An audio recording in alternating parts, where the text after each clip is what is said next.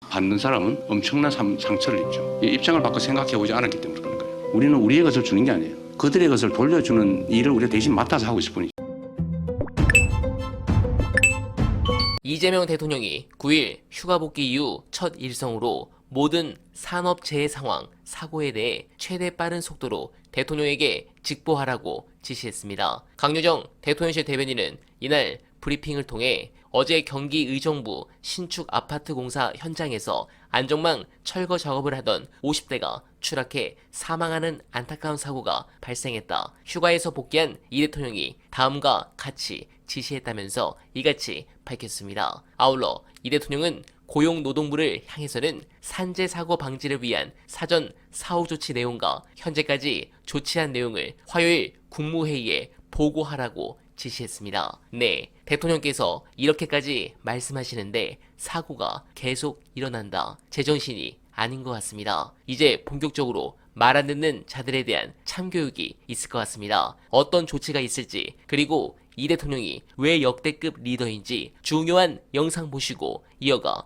보겠습니다. 저희가 몇 번 얘기했던 그 이제 이른바 이제 세 가지의 샘플. 그래서 뭐 무슨 이제 노동 현장 그 서부 발전처럼 이제 반복 사고 일어나는 거. 예. 그 다음에 이제 배달의 민족 플랫폼 사업자들. 네. 그 다음에 얘기했던 게 쿠팡이었습니다. 예.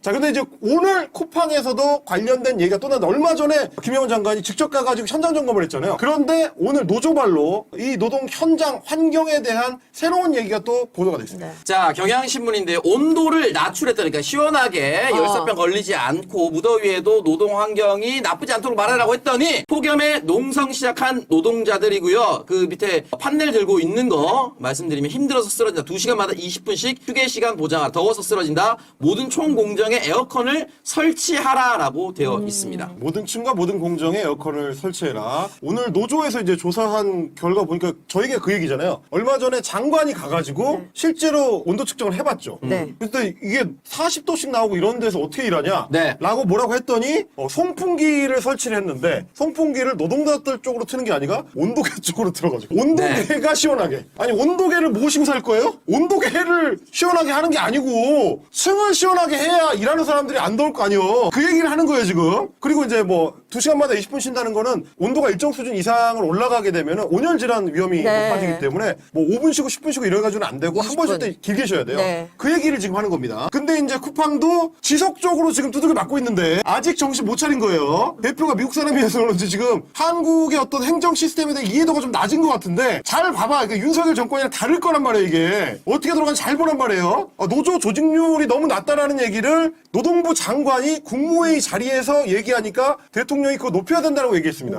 그게 불과 2주간, 일주일 조금 지났습니다. 이런 것들이 다 앞으로 파도처럼 밀려갈 거예요. 쿠팡 앞으로. 정신을 차리셔야 돼. 근데 이제 말하자면 정부의 첫 번째 과제, 이 정부의 첫 번째 과제가 노동의제가 이미 된 상태고, 그리고 이제 길고 뜨거운 여름을 지나면서 노동자들이 편하고 안전하게 일할 수 있는 환경을 갖추는 게 첫 번째 정부 국정과제가 돼버렸습니다.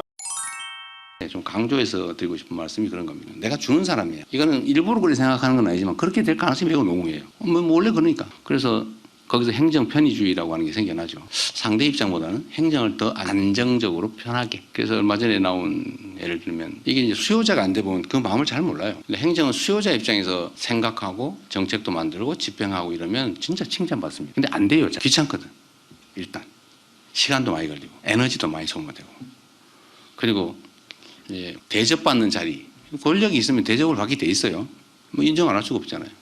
대접받는 자리에 오래 있다 보면 자꾸 고개가 올라가고 허리가 뒤로 이렇게 넘어가죠. 악수할 때도 앞으로 가기보다는 뒤로 넘어가는. 이상하게 그런 사람도 있어요.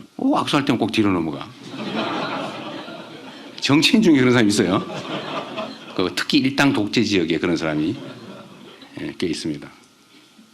근데 불가피한 측면이 있는데 끊임없이 노력해야죠. 근데 이 수요자 받는 쪽 입장에서 보면 기본적으로 이제 의뢰 관계 있지 않습니까? 낮은. 그러니까 똑같이 해도 서러워요. 섭섭하고 억울하고.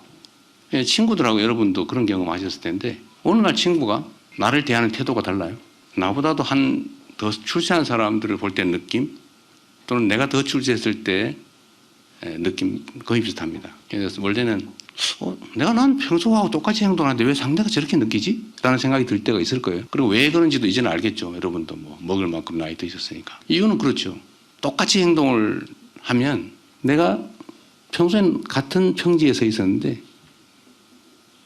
내가 어느 날 보니까 한 계단 더 올라가 있는 거예요. 그런데 거기서 똑같은 각도로 인사를 하면 상대는 고개가 빳빳하네, 고개 안 숙이네 이렇게 느껴지거든요. 그래서 의도적으로 한 계단 올라간 만큼 한 계단 더 숙여줘야 비로소 균형이 맞습니다. 근데 이거 잘 안 돼요. 그거 잘 노력해야 됩니다. 그래서 뭐 저는 익을수록 고개를 숙인다는 말도 있지만 잘 느낌이 안 오죠.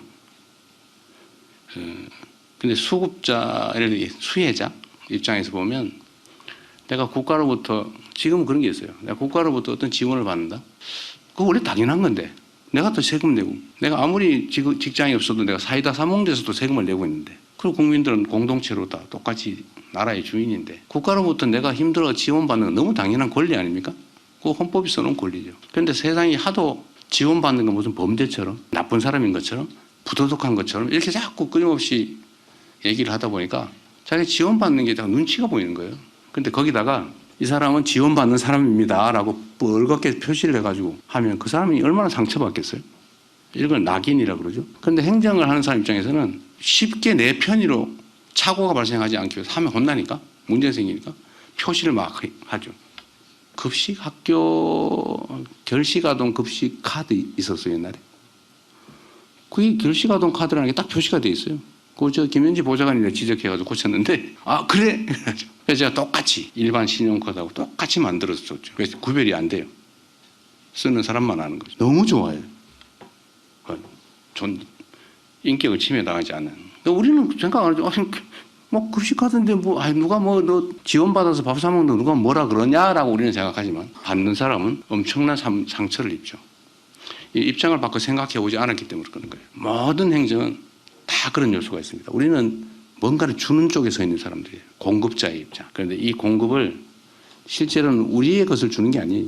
우리는 우리의 것을 준다고 착각에 빠질 경우가 가끔씩 있는데 그 생각을 진짜 완벽하게 버려야 됩니다. 우리는 우리의 것을 주는 게 아니에요. 그들의 것을 돌려주는 일을 우리가 대신 맡아서 하고 있을 뿐이죠. 그 생각을 절대로 버리지 않았으면 좋겠다. 네, 공감합니다. 이 대통령이 늦은 밤까지 텔레그램을 통해 직접 참모들에게 참고할 만한 자료를 전달하거나 업무 지시를 하는 경우가 많다는 것도 널리 알려진 사실입니다. 그러나 대통령 홀로 모든 국정 현안을 주도하는 데는 한계가 있고 부작용도 있습니다. 향후 국정 위기가 왔을 때 모든 책임이 대통령을 향할 수밖에 없기 때문입니다. 내각에 있는 참모들께서 힘들어도 조금만 더 힘내시길 응원드리며 어날바는 오늘도 최선을 다하겠습니다. 여러분 고맙습니다.